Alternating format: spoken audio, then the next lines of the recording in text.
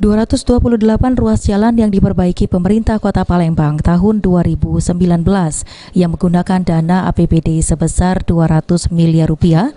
Perbaikan jalan tersebut akan mulai dilakukan melalui Dinas Pekerjaan Umum dan Penataan Ruang PUPR Kota Palembang yang akan dimulai pada bulan Juli mendatang.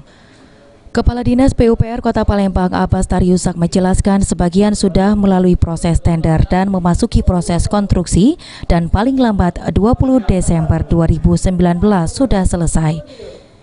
Ia juga mengatakan proses pembangunan ini akan dilakukan bersamaan kecuali ruas-ruas jalan yang bertahap sesuai dengan perencanaan dan proses tender. Yang lain Pak, untuk perbaikan jalan nih kira-kira Pak, di 18 kecamatan itu gimana Pak? Saat ini sudah proses, sebagian sudah selesai proses tender, dan proses tender dan akan memasuki pelaksanaan konstruksi.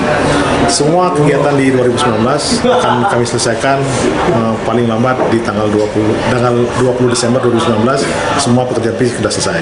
Sekarang sudah mulai dilaksanakan. Tapi itu dilakukan serentak berarti Pak, 18 kecamatan? Iya, serentak di 18 kecamatan, hanya ruas-ruas saja yang bertahap sesuaikan dengan perencanaan dan proses tender. Amanda Lydia, PAL TV.